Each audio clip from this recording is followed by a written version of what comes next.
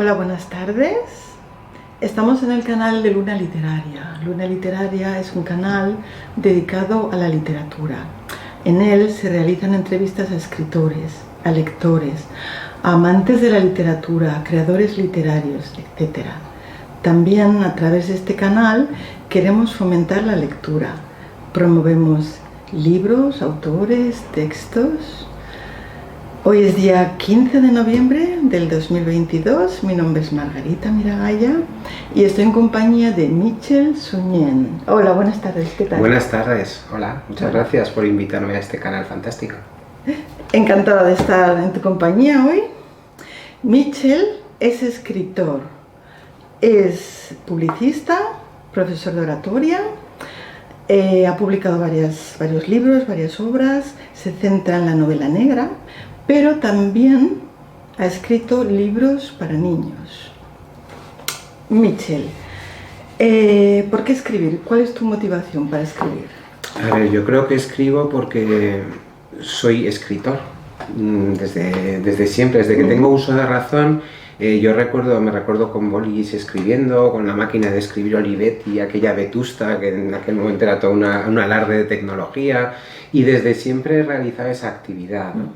De alguna manera la literatura es para mí pues el cordón umbilical que me une con mi esencia, ese chupete que te calma cuando estás inquieto y que al mismo tiempo te permite pues entender la realidad y entenderte a ti de otra manera.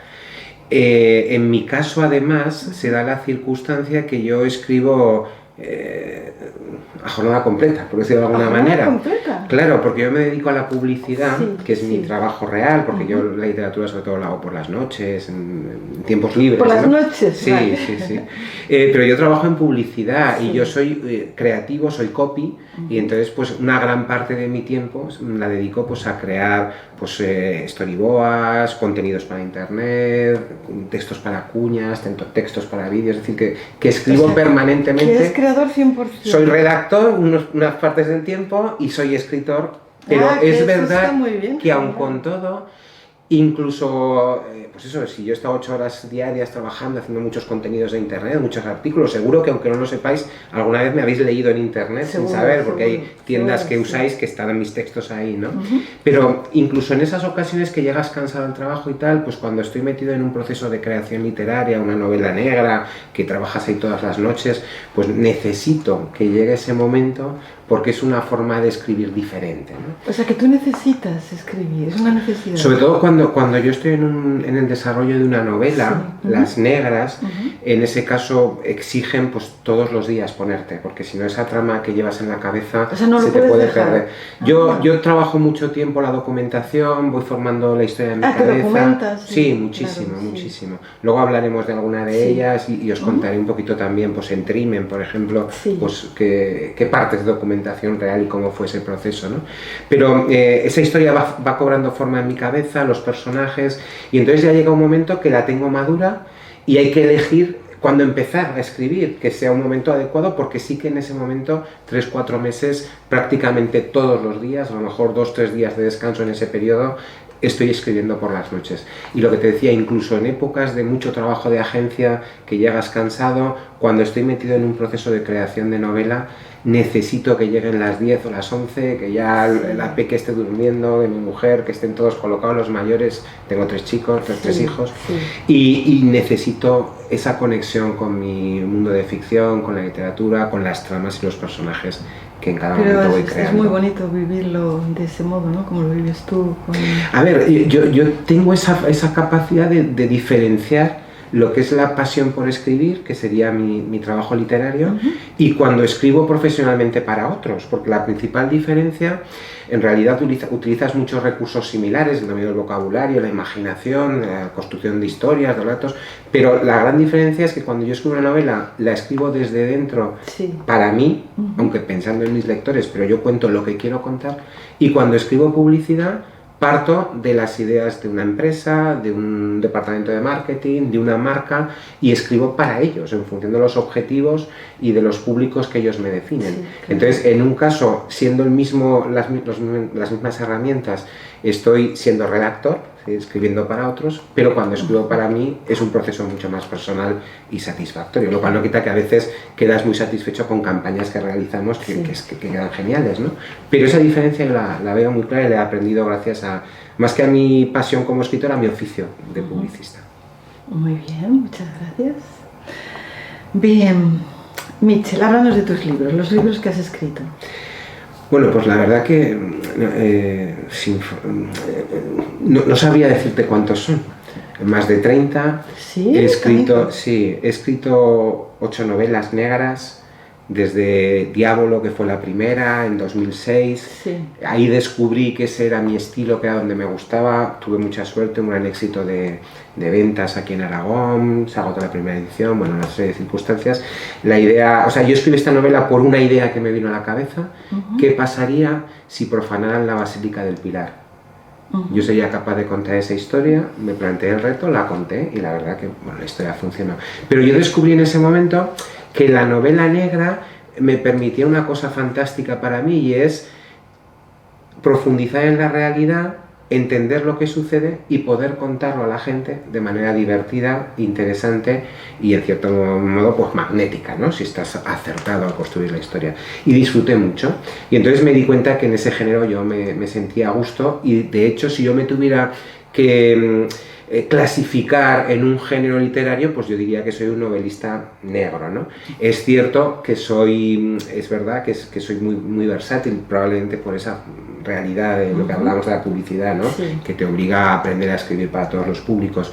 Y he trabajado mucho, pues estamos con la colección de Los Cabezudos de Zaragoza, las historias jamás contadas de estos personajes, sus biografías autorizadas, desde 2010, que empezamos con El Morico.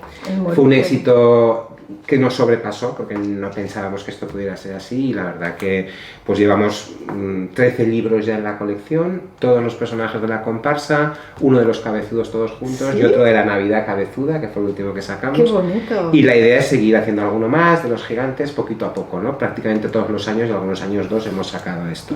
A raíz de ahí pues he escrito también un par de libros sobre el Tragachicos, y luego pues tengo el manual Cómo enamorar hablando en público, que esto es muy interesante el tema, ¿eh? La verdad que es otra de mis pasiones, y cuando puedo saco tiempo para organizar clubes de oratoria, hago entrenamientos personalizados a oradores, imparto charlas con empresas y hago cursos de formación. Es apasionante. También os tengo que decir que, claro, un orador enseña a hablar en público escuchando hablando en público a sus alumnos, y los alumnos lo que tienen que hacer es contar historias humanas. Para una persona como yo, que busco en la ficción y en el contenido, pues eso es fantástico, porque estás conociendo a gente, historias humanas que luego, quieras o no, pues puedes utilizar en tu literatura, ¿no? Pero es apasionante porque además yo, que he sido profesor en otras áreas, en ese avance, esa progresión queda clara, porque desde las primeras grabaciones en vídeo a los siguientes discursos que vas haciendo, incluso el propio orador se da cuenta de esa evolución tan marcada. Para un profesor eso es fantástico, ¿no? Claro, sí. Muy bien, muy interesante. Muchas gracias. Bien, yo he leído tu novela Trimen, la tenemos aquí. Esta novela, Trimen. Vale. Trimen a mí me fascinó cuando empecé a leerla, porque desde el comienzo de la obra creas una intriga muy grande para el lector, ¿no? Desde el comienzo del libro el lector quiere continuar leyendo. ¿Cómo creas esta intriga? Ese es un sello de estilo. O sea, todas mis novelas negras arrancan. Esta es la primera y hasta el momento la última. Esta es de 2019, es mi penúltima novela negra. Luego en 2021 escribí Papá, que luego hablaremos de ella si queréis. Trimen es la primera novela policíaca que escribo. Sí. Todas las que he escrito hasta ahora son tipo thriller, donde pues hay una trama intensa, donde ocurren muchas cosas, crímenes, desapariciones, asesinatos, amenazas, pero donde la parte policíaca de la investigación policial quedaba en un segundo plano, a veces pasaba desapercibida. Eran los propios pacientes y agentes de lo que ocurría, los protagonistas, los que resolvían la trama, ¿no? Sí. ¿Por qué? Hablábamos antes de la preparación de la documentación. Yo hasta ese momento no tenía un acceso directo a fuentes documentales ciertas, válidas y humanas para poder tratar temas policíacos. Yo, que trabajo mucho la ficción, me gusta crear historias inventadas, pero al mismo tiempo sustentadas en la realidad, es decir, que sean verosímiles y creíbles. Sí. Incluso en muchas ocasiones en mis novelas se mezclan hechos reales y ficticios, y críticos literarios pues piensan que son realidad unos y son las falsas, y al contrario, eso no puede ser verdad y lo es. En ese sentido yo quería poder contar la realidad de una investigación policial sin riesgo a meter la pata. Y para eso no vale con documentarte pues, en manuales de criminología, que me encantan, escuchando podcasts, tal, sino que necesitaba un acceso directo a criminólogos, a gente de la Guardia Civil, a gente de la policía, a sinergólogos, que son las personas que estudian el lenguaje del cuerpo para interpretar las emociones y de esta manera ayudan a las fuerzas de seguridad pues en interrogatorios o en negociaciones con sospechosos, y es una parte vital en esa novela. ¿Pero has contactado con todo este tipo de personas, policías? En este caso tuve la gran suerte de conocer a Diego Miranda, es criminólogo, es perfilador y al mismo tiempo es formador de las fuerzas de seguridad del Estado. En consecuencia no necesito ir a policías y a guardias civiles porque él domina todo el panorama, ¿no? Y aparte, el origen de esta novela, más allá de la desaparición de una chica famosa de la tele que va a un pueblecito de las 5 Villas aquí en Aragón a hacer un bolo en una discoteca y entonces pues desaparece, la Guardia Civil enseguida encuentra el escenario de lo que parece ser un crimen pasional, pero les falta el cadáver, y entonces ahí empieza la trama, ¿no? Y arranca ahí la historia. El punto de partida es la sinergología, esos especialistas en interpretar las emociones a través del lenguaje del cuerpo. Una empresa, un hombre, una mujer, un sinergólogo, una sinergóloga, nos contrataron a Zumun, mi agencia de publicidad, su página web. Y a partir de ese momento entré en contacto con esa ciencia que me pareció fascinante y que sabiendo que era algo emergente y que cada vez se está utilizando más, no solo en España, sino en todo el mundo, para ayudar en estas investigaciones, pues me pareció muy atractivo centrarlo, ¿no? Y gracias a ellos pues tuve también ese acceso directo a, pues cuando describo ahí pues pasajes de un interrogatorio donde la sinergóloga está estudiando a través del lenguaje del cuerpo lo que siente o deja de sentir el sospechoso o la sospechosa de turno, pues no solamente está detallado con rigor, sino que incluso ellos pues me mandaban vídeos de cómo tendría que ser y todas estas cosas, entonces es un trabajo muy elaborado, ¿no? Claro, por eso tu novela es tan real y apasiona tanto leerla, porque te has documentado, has hecho un trabajo increíble. Es que yo es lo que te digo, ¿no? Yo entiendo la novela negra una oportunidad para mostrar la realidad. Entonces, solo con la ficción... A ver, hay novelistas negros que lo hacen y es fantástico. Imaginan, no documentan, solo van al grano y me parece de un estilo. Pero a mí me gusta más dar ese paso, quizá por esa personalidad de docente que tengo, ¿no? Que he sido formador toda mi vida y me gusta, pues, no solo, como decía Cicerón, informar, persuadir y entretener. Así son los buenos discursos y creo que las novelas también lo tienen que hacer, ¿no? Claro. Dar objetivos, que aprendas cosas que antes no conocías, que te llegue al corazón y que te mueva a hacer cosas distintas a través de la persuasión, y por supuesto tiene que ser divertido, porque con las opciones de ocio que tenemos alrededor, nadie se lee un libro que en la segunda página le esté aburriendo. Pero no solamente entretenido, claro. Eso sería poco. Yo creo que quiero dar ese paso más, ¿no? Entonces, lo que decíamos, yo mezclo esa realidad con la ficción, ¿no? Por ejemplo, en la trama, no voy a desvelar más allá, que trabajo en publicidad y puedo ser como Maida Gómez, ¿no? O sea, hasta donde puedo leer, ¿no? Pero sí que hay 3 de los protagonistas son un matrimonio de 3. 2 hombres y una mujer. Increíble ese trío, ¿eh? Es algo... Pues me encanta... Leerlo, por favor. Me encanta que utilices esa palabra de increíble. Es que me lo ha parecido porque, bueno, coméntalo tú luego. Porque es un matrimonio que además lleva toda la vida en un pueblecito viviendo juntos. Es que además es eso, que se sitúa en un pueblecito pequeño, ¿no? La escena es... En un espacio tan singular. Pero no penséis que es esto moderno ahora del poliamor, es decir, pues todos con todos nos mezclamos y tal, no, este es un concepto distinto, ¿no? Son 3 personas que han decidido que no pueden ser felices sin vivir ese amor compartido, y entonces, pues al final han llegado a la decisión de hacerlo y están viviendo en el pueblo y todos entienden que son un matrimonio de 3. Pues ese punto de partida no es inventado. No es inventado. Mi mujer es de un pueblecito de los Pinares de Urbión, de Soria, Y yo recuerdo que cuando llegué allí, pues las primeras veces, pues hace cerca de 30 años o 20 y tantos años, pues me presentaron a un tal Pedrín y mi mujer me dijo, era un señor de 60 años aproximadamente, ¿Sí?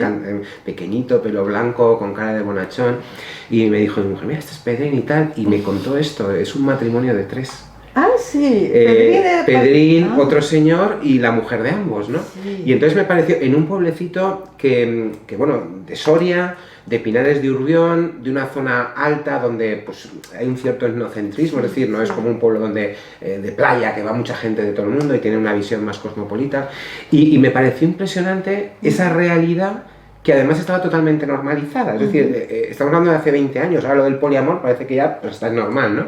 Pero entonces me pareció que llevaran ese matrimonio 20 o 30 años en el pueblo viviendo juntos, me pareció fantástico, ¿no? Y cuando creé esta historia, pues utilicé ese punto de partida, evidentemente para crear un matrimonio totalmente distinto, pero con esa concepción, ¿no?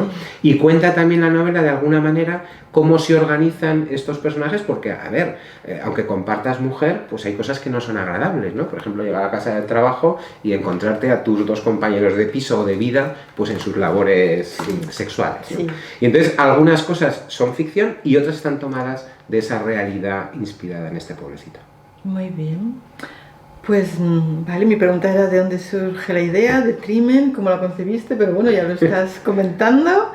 Y bueno, nada más comentar que lo que me llama la atención es cómo narras la novela.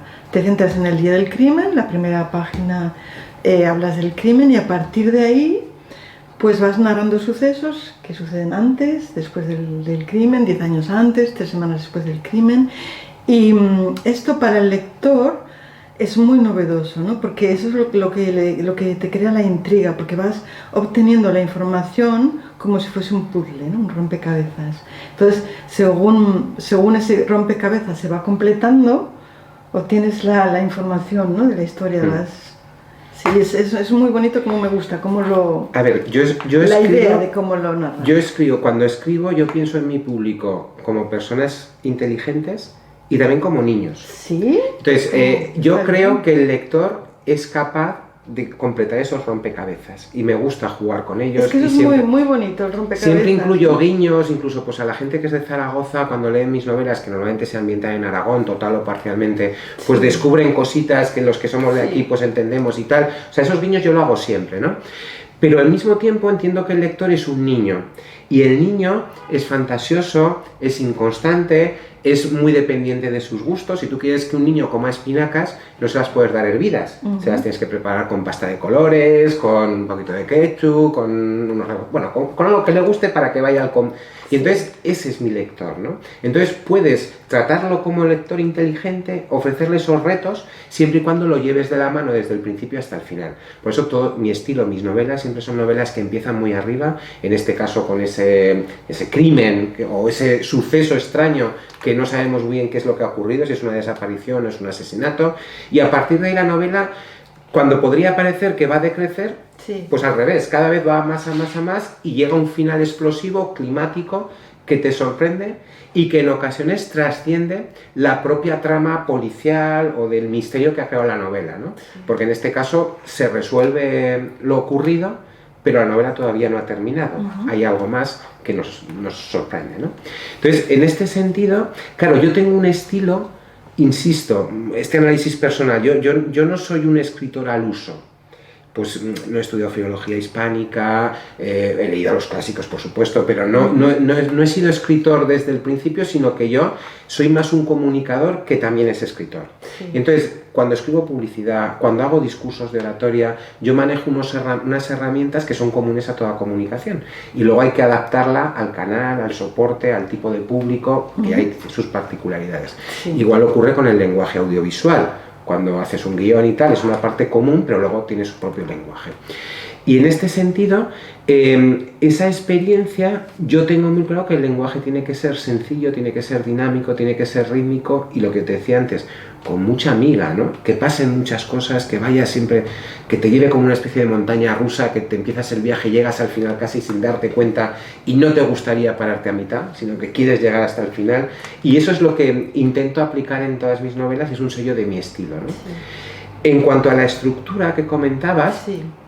No solamente es original, sino que es novedosa y es muy arriesgado. Es arriesgado. Ya te digo yo que esta novela, por la que se interesaron algunas editoriales de las más importantes de España, pues en 2 casos decidieron no publicarla porque era demasiado innovador ese planteamiento de desestructurar. Pues a mí la verdad es que cómo la desarrollas, así como rompecabezas, a mí la verdad es que me gusta. A ver, no me quiero alargar mucho, pero voy a hacer una cuña del sector editorial ahora, vale, ¿no? Sí, sí. A ver, lo que funciona vende.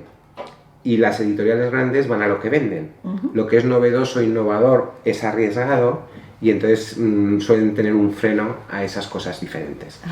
En consecuencia, sí. O rompes a través de redes sociales, boca a boca y estas cosas, o si no, nos quedan las editoriales pequeñas, que son las que apuestan verdaderamente por la creatividad y las que cuidan y en las que puedes encontrar a menudo... Que serían los amantes de la literatura. Claro, porque tú coges ahora dentro del género... Sí, son un poco pues los románticos de la literatura. Los que aman la literatura, los que quieren proyectos sacar, personalizados, sí. Tienen un público muy definido, lo miman, cada proyecto es único, en una editorial grande es una consecuencia de un departamento de marketing, y sé de lo que hablo, porque es mi terreno de la publicidad, ¿no?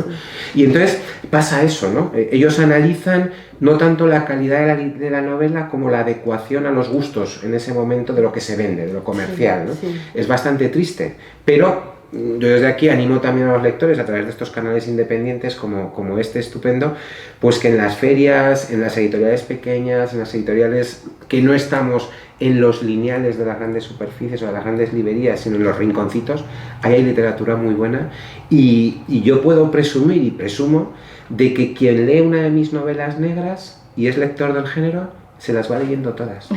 Y me viene a las ferias y me dice, sacó la nueva ya. Digo, hombre, que cuesta más escribir que leer, ¿no? Y eso me encanta. Pero sí es verdad que luego tienes esa espinita clavada de decir, bueno, es una pena que luego las grandes editoriales que te darían esa repercusión de marketing, de llegada, de poder estar distribuido en un montón de sitios y tener más lectores, pues no apuestan por esta realidad. Pero en fin, pues ellos se lo pierden y trabajamos de otra manera, no pasa nada. Sí, claro. Muy bien, seguimos con tu novela Trimen, que soy una lectora apasionada de la novela Trimen, lo tengo que decir, y algo que me ha llamado mucho la atención de la novela es cómo describes a los personajes. Los describes con una profundidad, con una psicología tan compleja, son muy singulares, y sobre todo lo que me ha fascinado es el lado oscuro que tienen todos los personajes, como que no puedes acabar de confiar en ellos, ¿no? Y también otra cosa que me ha gustado es el lenguaje que utilizas para describir a los personajes y en general en la novela, que es un lenguaje como muy sencillo pero muy cercano para el lector, que hace que la novela sea amena para el lector, ¿no? ¿Cómo concebiste los personajes? Creo que ya lo has estado comentando. A ver, yo sí que es verdad que esos 3 personajes sospechosos pues tienen ese punto de partida. Es buena palabra. Los sinergólogos, bueno, la sinergóloga, que es la protagonista, también está inspirada, bueno, es un efecto esponja, ¿no? De esos 2 sinergólogos. De hecho, lleva el nombre combinado de ellos, ¿no? De David y de Ronin Ablet, pues ella se llama Daminian Ablet, pero el personaje está creado de la nada, ¿no? Es un personaje distinto. Los policías, los investigadores que aparecen, todos estos personajes pues parten de la nada. Pero sí que es verdad que yo cuido mucho. Los personajes para mí son el alma de toda novela, son los que encarnan la historia y sobre todo los que provocan o no la identificación del público.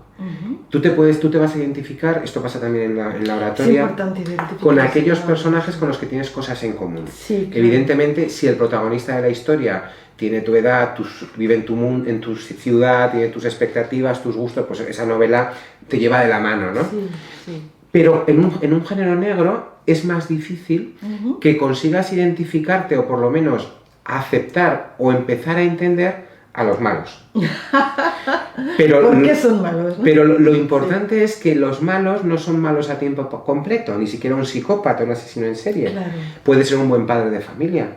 suelen ser unos estupendos vecinos que no despiertan sospechas. Se ha dicho de los grandes criminales que eran buenos padres. Y claro, cuando hay de todo, también hay algún criminal pero bueno, pero es verdad que no lo son en todo, hay facetas, de hecho sorprende cada vez menos que cuando alguien hacen entrevistas sobre pues vecinos de un asesino, de un violador, pues todo dicen, no, pues era muy simpático, saludaba, ayudaba con las bolsas, claro, si estuvieran siempre haciendo el mal, sería muy fácil pillarlos. Claro.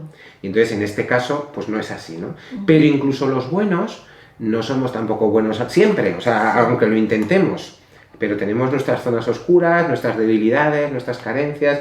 Entonces ese cóctel le da verosimilitud a la historia, es decir, los buenos son bastante buenos siempre que pueden, pero a veces no son capaces, y los malos, pues hombre, pues son malos en su faceta criminal, en una novela de este tipo, pero luego tienen ese otro perfil que hace que a veces, pues bueno, quizá no entendamos lo que hacen.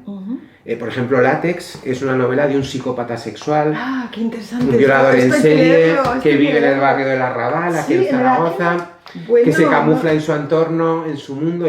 Disculpa, no os lo perdáis, Látex, por favor. Y hace lo que hacen todos los psicópatas sexuales. Sí, pero tú esto lo has estudiado, claro, te has dedicado a estudiar. Ahora si quieres, sí, yo soy, a ver, autodidactamente, pero he trabajado mucho la criminología, la psicología criminal y tal, ¿no? Pero a lo que este personaje hace lo que hacen todos los psicópatas sexuales. Empieza violando, bueno, tiene su evolución, viola, acaba en la cárcel, porque una de las víctimas lo reconoce, lo denuncia y tal. Y en la cárcel aprende que tiene que eliminar testigos y se convierte en un violador que asesina. Y es lo que habitualmente ocurre en estos casos.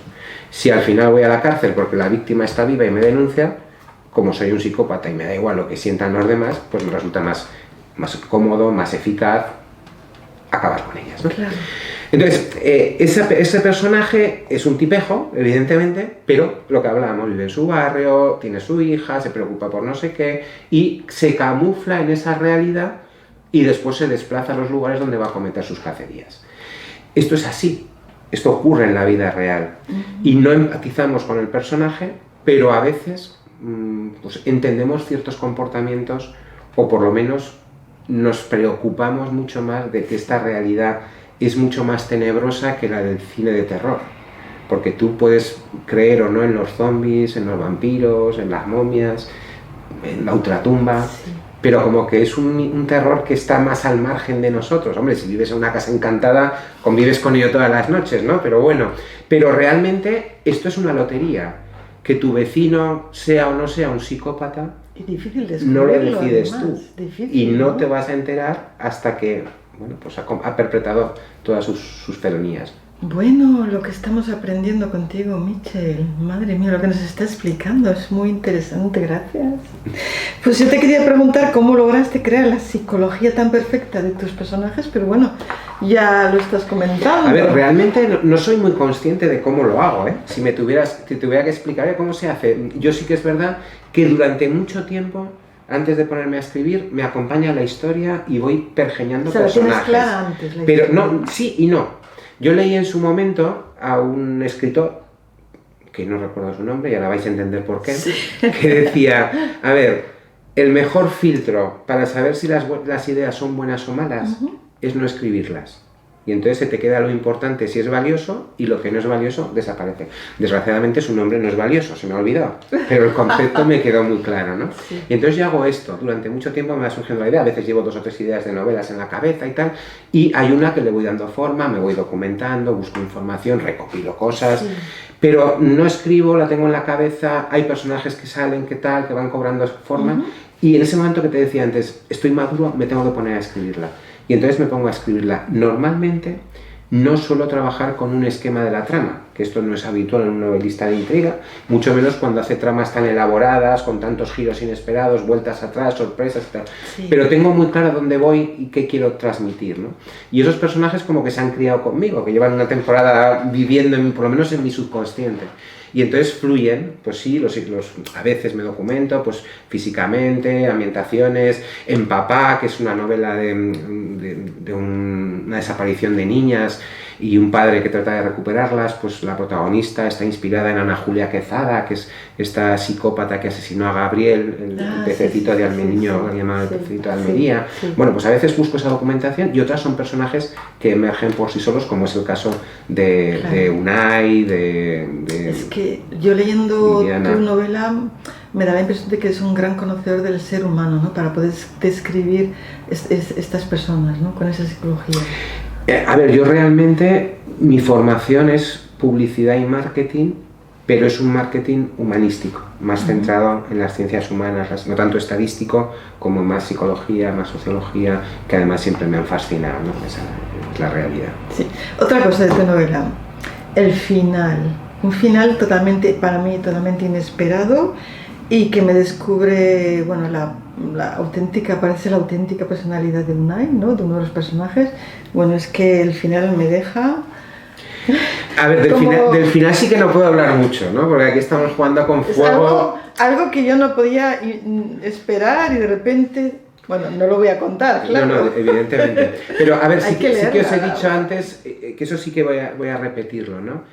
El final de la investigación criminal y la resolución del caso cierra una parte de la novela, pero no es el final de la novela. Y todavía hay más.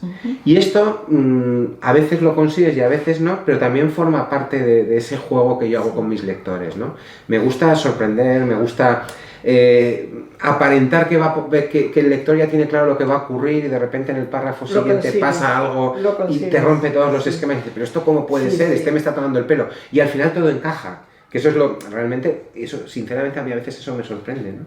Porque hay veces que voy contando la historia y digo, ¿cómo voy a salir de esto, no? ¿Cómo lo voy a hacer? Porque sé dónde quiero llegar, pero ¿cómo hago que esto...? Y luego al final, maravillosamente, mágicamente, lo que tiene la ficción literaria, encaja, ¿no? Y dices, es redondo y tiene que ser así, no podía ser de otra manera. Bueno, a mí me has dejado... Un pequeño matiz, hablando de finales, en Diávolo, por favor, en la Basílica del Pilar, aparentemente se han sucedido una serie de crímenes y hechos extraños en Zaragoza después de esa misa negra que parece que se ha celebrado en una de las capillas parroquiales. Es una trama de conspiraciones ambientada en Zaragoza. En la última línea del último párrafo hay una frase totalmente inesperada que cambia la concepción de lo que había pasado en la historia, ¿no? En la última frase. ¿Sí? Y debo confesar... Me estás dejando, la tengo que leer ya. Ojo conmigo que soy publicista y os genero esa necesidad, pero a ver, también hablo muy entusiastamente de mis novelas negras y de los otros libros, ¿no? Si queréis luego hablaremos de Cómo enamorar hablando en público. Porque sé que gustan. Te lo voy a preguntar, sí, lo tengo. Sé que gustan, lo que os decía es verdad. Si os gusta la novela de intriga, el misterio, os vais a leer una y poco a poco os vais a ir leyendo todas porque os engancharán, ¿no? Pero eso que os decía de Diávolo, esa frase final, no estaba en el guión. En mi guión mental surgió de repente, ¿no? Y dije, ahí va, qué ideaza, ¿no? Está muy bien. Y con 2 o 3 cambios puntuales, eso cobra sentido y le da una sobredimensión a la historia que inicialmente había contado, ¿no? Que sin eso la historia tiene final también, ¿no? Pero con eso es un final pues tridimensional, diría yo. Muy bien. Bueno, muy bien, muy interesante. Vale, con Unai, el personaje de Trimen, me has dejado ya al final totalmente, bueno, enamorada de la obra. Es una personalidad increíble la de Unai, cómo lo desarrollas. Vale, y ahora lo que te quería preguntar es, explícanos brevemente, bueno, que ya lo has estado comentando, ¿qué es la sinergología? Un poquito, que ya has estado hablando del tema. Pero... Una ciencia que procede de Francia. ¿Procede de Francia? Sí, el origen es no recuerdo el nombre, pero es un investigador francés que creó toda esta disciplina y desde ahí se ha ido extendiendo sobre todo al resto de Europa, a Estados Unidos. Lo dicho, a través del lenguaje del cuerpo, ellos son capaces de interpretar las emociones. No son detectores de la verdad como estas máquinas que vemos en los programas de televisión malos y en las películas norteamericanas, ¿no? Pero te permiten investigar qué hay de cierto y qué no hay de cierto, te dan pautas. Básicamente lo explico con un ejemplo que creo que se verá mejor.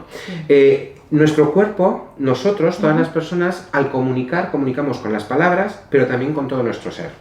La mirada, la sonrisa, los silencios, los atascos, los picores, la microcorporalidad, los microgestos que hacemos, todo esto no es casualidad. Es un conjunto de factores que reflejan cómo nos sentimos emocionalmente. Sí. Entonces, esta ciencia lo que hace es identificar una serie de ítems, es decir, de comportamientos corporales específicos, que por sí solos pues no serían más que anecdóticos, pero que cuando se juntan una serie de ellos, unas características determinadas, reflejan un estado emocional concreto. No es lo mismo la ira que la vergüenza. Entonces, cosas muy sencillas. Cuando tú te sientes avergonzado, pues tiendes a encogerte. Cruzas los brazos, las piernas, bajas la mirada, te empequeñeces sin darte cuenta. Esto lo hacen mucho mejor ellos. Yo no soy sinergólogo, yo es lo que he aprendido a través del contacto con esta gente. Y al revés, cuando te sientes entusiasta, poderoso, pues lo que haces es hincharte, ¿no? Cuando alguien está exultante, pues se expande, quiere compartir hacia el mundo. Entonces, lo que hacen los sinergólogos es comparar, identificar los ítems corporales que esa persona manifiesta y interpretar qué emoción está percibiendo. Sí. Por ejemplo, seguridad. Si esa emoción no coincide con la que su discurso está transmitiendo, la que debería sentir, ahí hay una inconexión y hay que investigar qué pasa. Ejemplo, una chica que está declarando o denunciando que ha sido violada y está contando su experiencia. Evidentemente tiene que estar mostrando gestos de vergüenza, de desesperación, de asco, de rechazo. Es lo que esa confesión, ese revivir lo que ha ocurrido, pide, ¿no? Y el cuerpo reacciona de esa manera. Si el sinergólogo detecta que no es así, que está transmitiendo unos gestos distintos, avisa y se dirige el interrogatorio para ver qué está ocurriendo. ¿Está mintiendo? No lo sabemos. Puede ser que sí, habrá que investigar, o puede ser que esté pues simplemente, pues yo qué sé, pues, fantaseando o protegiéndose por circunstancias X. Quizá porque está su novia al lado y no quiere que el novio sea consciente de lo que... Pero hay que analizar esa realidad y eso es muy útil para los interrogatorios, para las negociaciones con secuestradores, pues para ver qué es lo que realmente está queriendo conseguir y no tanto lo que pide. Y es muy curioso, en el mundo de la empresa se está utilizando también en la selección de personal para saber si un currículum es cierto o no es cierto, tal, no sé, y qué tipo de... Y más importante aún que eso, qué tipo de personalidad o de perfil es el de esa persona realmente, ¿no? A veces en esas reuniones de grupo, cuando te piden hacer cosas y tal, pues un sinergólogo está pendiente de cómo reacciona el que aparentemente es el líder, el que es el seguidor, el que nota, y está tomando notas, ¿no?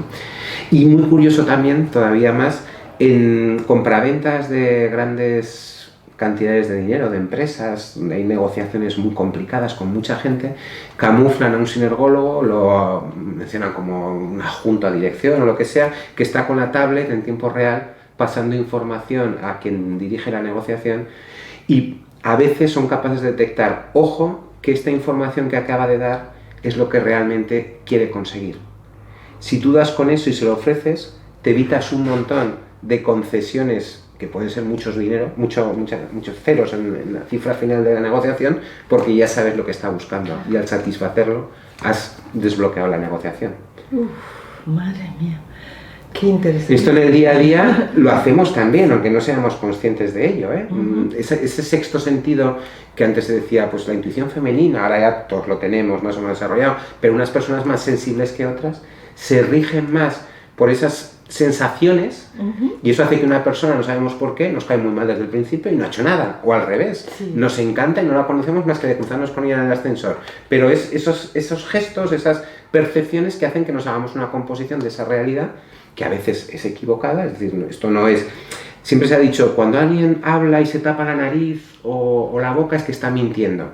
Los niños lo hacen. Cuando está un niño mintiendo chiquitín, pues tiene esa tendencia, es como si la mentira le molesta y la tapa, ¿no? Y eso se nos ha quedado, y es verdad. Totalmente involuntario esos gestos. Esa es la clave. ¿Pero se puede llegar a dominar? No, porque tú puedes dominar, estamos hablando de muchos ítems a la vez. Tú puedes decir, no me voy a tocar la nariz ni la boca cuando miento. Y eso lo puedes hacer. Pero vas a estar tensionado y vas a estar controlándote esa corporalidad natural que ya no fluye realmente. Con lo cual, hay otros ítems que tú ya no controlas, los microgestos, pues yo qué sé, el cómo ladeas la cabeza, la posición corporal, cómo colocas los pies en una dirección o en otra. Si arrugas un ojo, bueno, ellos trabajan con los dos hemisferios, ¿vale? El derecho y el izquierdo, el derecho rige la parte de la corporalidad izquierda, sería la parte emocional, y el izquierdo rige la parte derecha, esta es la parte pues más racional, ¿no? En función de cómo te colocas, cómo estás, todas esas cosas ellos lo interpretan. Entonces eres incapaz, ni un grandísimo actor podría al 100% dominar toda su corporalidad. De hecho, las técnicas de interpretación han avanzado, y de aquel cine mudo donde se hacían grandes gestos, exagerando y tal, se ha pasado a sentir las emociones del personaje al que estás desempeñando para que tu cuerpo fluya, y si eres capaz de meterte en ese papel y de sentir esas sensaciones, tu interpretación es más creíble, quizás porque es imposible gestionar todo esto a la vez. Bueno, tenemos que aprender, ¿no?, a leer todos esos mensajes. Es muy gracioso. Estos dos sinergólogos con los que he trabajado son pareja, David Ganuza y Ronnie Nablet, ¿no? O por lo menos lo eran. Y en alguna conferencia en la que estuve les preguntaba que si no era una locura convivir los dos y si estaban analizando ese sinergológicamente por la noche y tal, ¿no? Y decían, hombre, no lo hacemos, intentamos no hacerlo, ¿no? Pero a veces, pues digo, oye, que está a punto de enfadarse, frena David o frena Ronnie, que por aquí ya no. Es inevitable, pero bueno, es verdad que como cualquier profesional, pues intentan desconectar y es saludable. Bueno, pues muy interesante el tema de la sinergología. Es más interesante que fácil de pronunciar, desde luego. Me cuesta, sí. Muy bien. Mitchell, tienes un libro publicado, este que tenemos aquí, Cómo enamorar hablando en público. Lo muestro a la cámara. Muy bien. ¿Podrías darnos algún breve consejo de cómo obtener ese éxito de cómo enamorar hablando en público? Empezaría y no acabaría, ¿no? Bueno, un consejo, a ver, sí que es verdad, en el libro tenéis un decálogo con 10, 12 consejos, pautas. Ah, sí. Lo importante, vale. sí, está ahí. Lo importante sobre todo es, primera idea, todos podemos hablar bien en público. Todos somos potencialmente oradores eficaces, porque tenemos de serie potencialidades, o sea, capacidades que tenemos que desarrollar, están en potencia, pero podemos trabajarlas suficientes para hacerlo, y todos venimos también con algunas taritas, algunas debilidades que tenemos que aprender a conocer y a compensar. Pero eso nos pasa a todos. A uno le puede costar un poquito más si tiene con un sorteo genético de peor calidad, y a otro le cuesta un poco menos. Pero todos podemos llegar a ser oradores eficaces. ¿Y los tímidos también?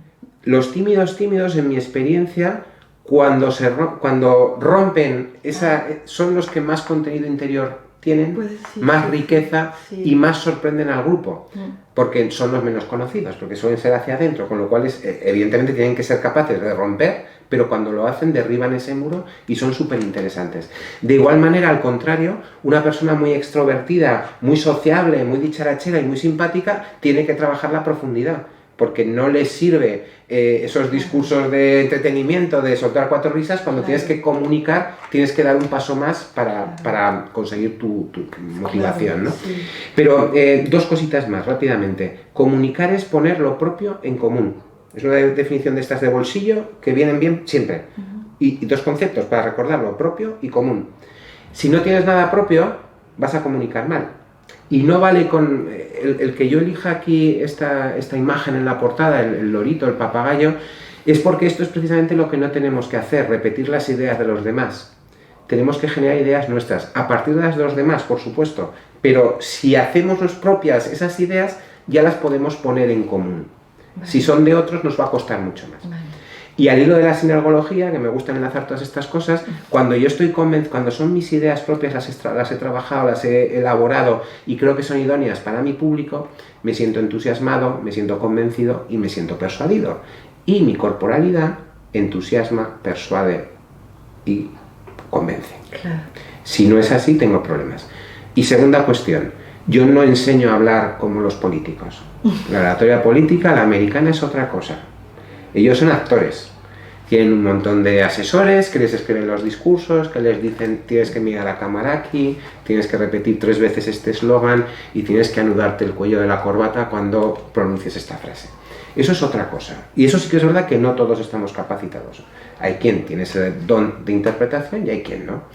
Pero a que todos somos capaces de disfrutar y hacer disfrutar cuando hablamos con un grupo de gente conocida que nos cae bien, que nos sentimos cómodos de nuestra afición o de nuestra pasión, de nuestra familia, de nuestro hobby, no necesitamos más. Son ideas propias, nos sentimos a gusto, estamos cómodos y entonces a partir de ahí podemos ser nosotros mismos. Eso lo podemos hacer ante un auditorio sobre cualquier tema, tengamos o no experiencia. Hay miedo oratorio, es real. Sí.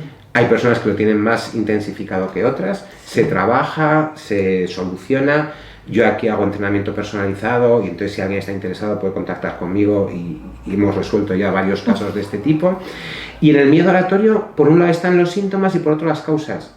Síntomas, oye, que me noto la lengua acartonada como si fuera un zapato. Y esto es consecuencia del miedo oratorio. Un caramelo de limón antes de empezar, un trago de agua es suficiente para que te sientas mejor. Pero mientras no soluciones el problema, las causas seguirás teniendo. Es como el niño que tiene fiebre, lo metes en la bañera con hielo, le has quitado la fiebre, pero sigue estando malito. No sabes por qué, es peor, porque ya ni siquiera tienes la alerta de cuánta temperatura tiene más o menos, ¿no? Y las causas del miedo oratorio, a lo que nos tenemos que enfrentar son 3. Nos pasa a todos. A mí que ahora me oís seguro, que parece que domino, o espero que parezca esto, ¿no? Que domino lo que digo y tal. También me ha pasado, también he tenido que superar pues, síntomas y procesos de miedo oratorio. Falta de preparación. Si yo no domino el tema, si no tengo un nivel experto, si yo no sé cómo es mi público y qué conoce y qué no del tema, en qué situación voy a hacer la comunicación y quién es mi promotor y qué significa. El promotor es quien decide que yo soy la persona adecuada para hacer esa comunicación, pues no estoy bien preparado. Yo necesito un nivel experto en la materia, con mis propias ideas, lo que he dicho antes. Segunda cuestión, falta de experiencia.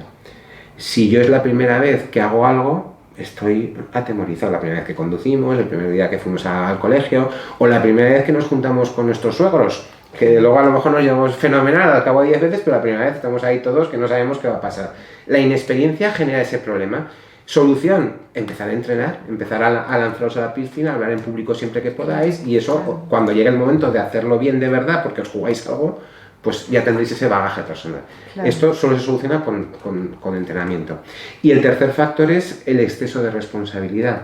Si yo me estoy jugando mucho en esa comunicación, por ejemplo, un tribunal de oposiciones, yo tengo que leer mi examen y me juego el futuro. Mi familia depende de esa entrevista de trabajo que me den o no me den el puesto. Pues evidentemente estoy con más temor, con más dificultades que si realmente pues, es un discurso de sobremesa con amigos que es para pasarlo bien y no tiene mayor importancia. Y entonces ahí hay que trabajar la preparación y la experiencia a fondo y luego pues visualización positiva, gestionar el estrés ante el fracaso, al miedo al fracaso, bueno, un poco trabajo más psicológico, pero que está al alcance de todos. Realmente estamos hablando de un 0,0000 muy poquito. Las personas que tienen un problema de fobia psicológico y tal, que tienen que recibir un tratamiento pues para solucionarlo. Normalmente con entrenamiento oratorio es posible solucionarlo, pues casi siempre. Genial, vamos a tomar en cuenta todas estas ideas, estos conceptos. En el cómo enamorar hablando en público son 100 paginitas basadas en experiencias personales. Hay unas historias divertidas de un chico que se llama Horacio que pues, se va enamorando de chicas y se va declarando cometiendo los errores habituales de un orador inexperto en progresión, ¿vale? Desde que al principio no sabe qué decir porque no se ha preparado el discurso, más adelante pues ya piensa que es tan guay, que habla tan bien y que es tan atractivo, porque además se declara una chica jovencita que la conoce desde siempre, pues que va de sobrado, de superior y entonces pierde la comunicación por ese exceso de vanidad, ¿no?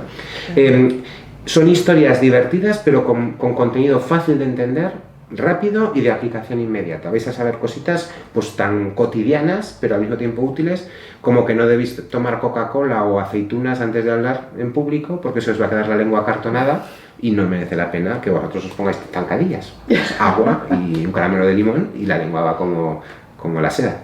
Bien, leeremos tu libro porque es muy importante aprender a hablar en público. Lo hacemos siempre, ¿eh? Porque pensamos en la oratoria, pues en los medios de comunicación, ante charlas o clases y tal, Pero tú, cuando, yo que soy de Zaragoza, cuando llegan las fiestas del Pilar, hablas con tus hijos y tienes que negociar los horarios de llegada nocturna, y eso es hablar en público.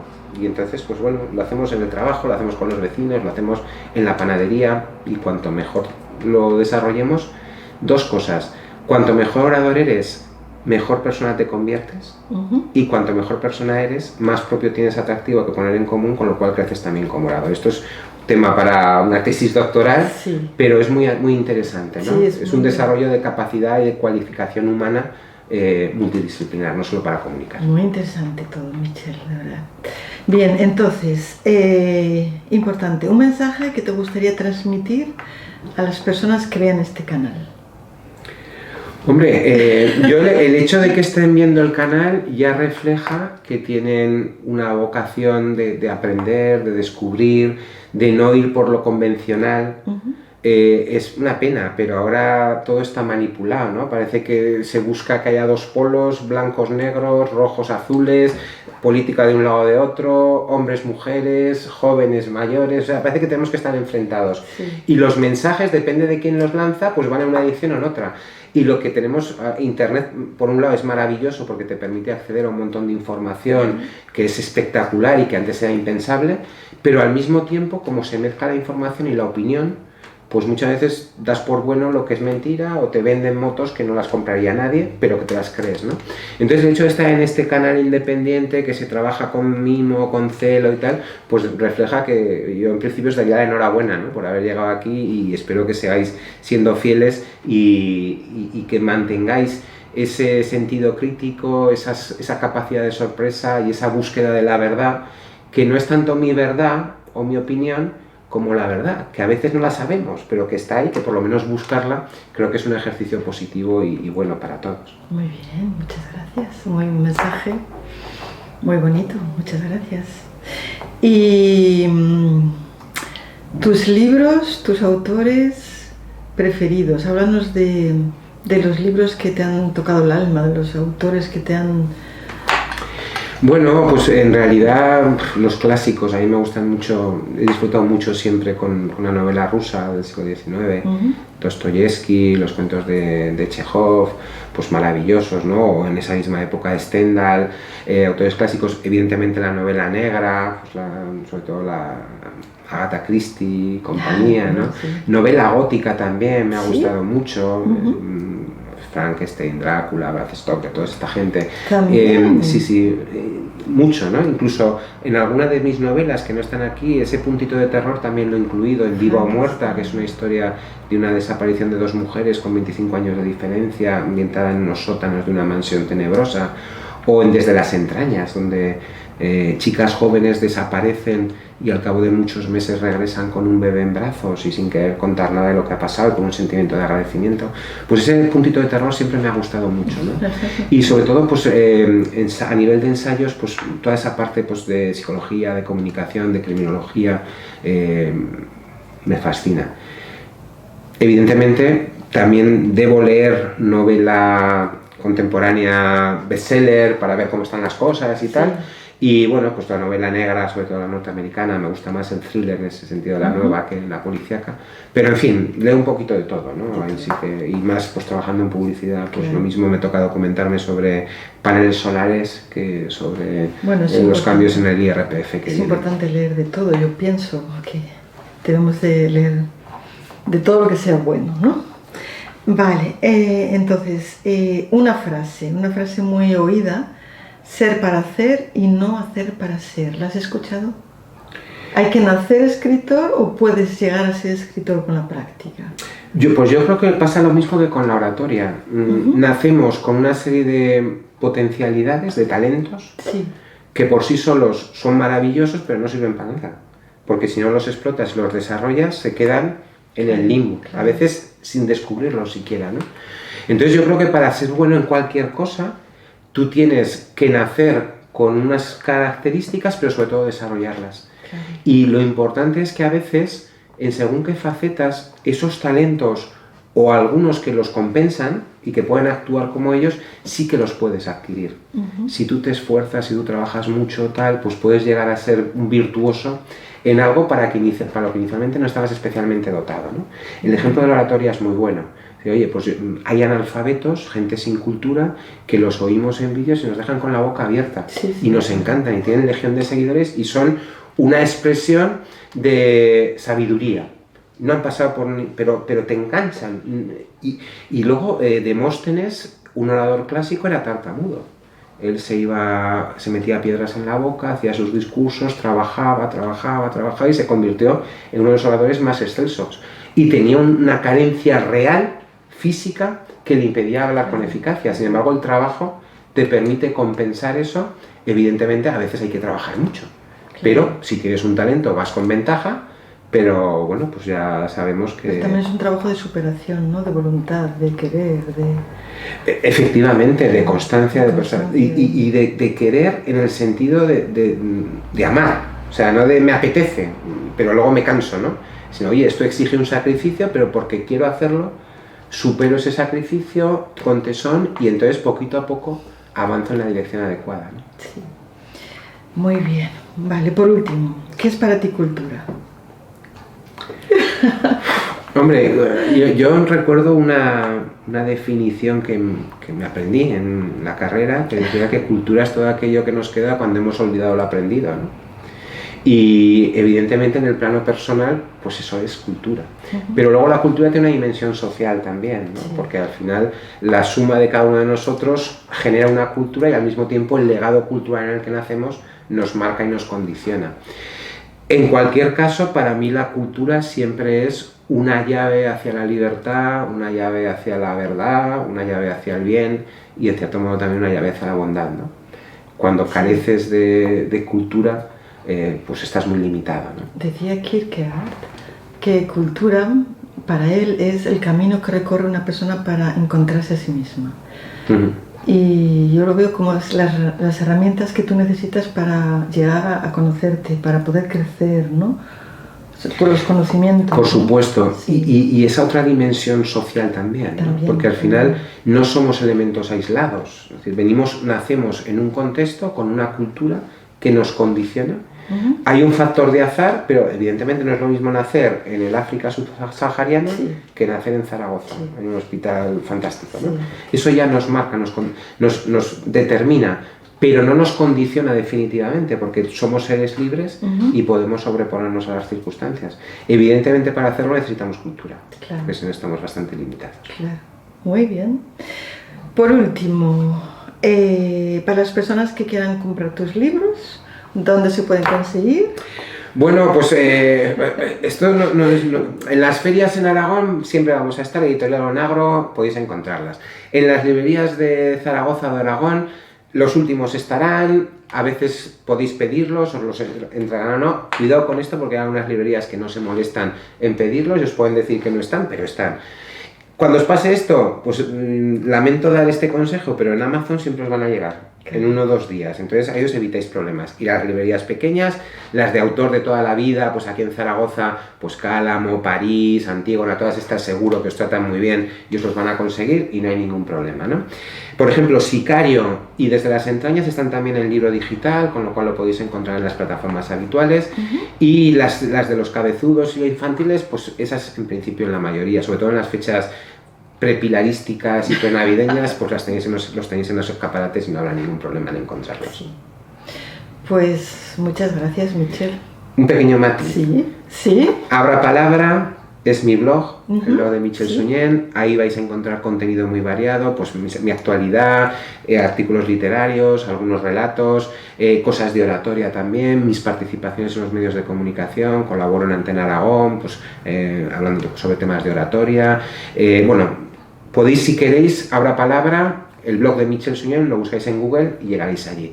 Y luego que si necesitáis clases de oratoria, entrenamientos personalizados, vencer el miedo oratorio o algún tema de publicidad, Zumum, ZUMMUM es mi agencia, calle San Jorge, y bueno, también podéis encontrar la página web y veréis que hacemos trabajos muy potentes. Así que en ese caso, con total libertad, contactáis conmigo y yo encantado. Pues seguro que van a tener en cuenta toda esta información, seguro que te contactan. Es un placer haber estado hoy contigo, aprender contigo.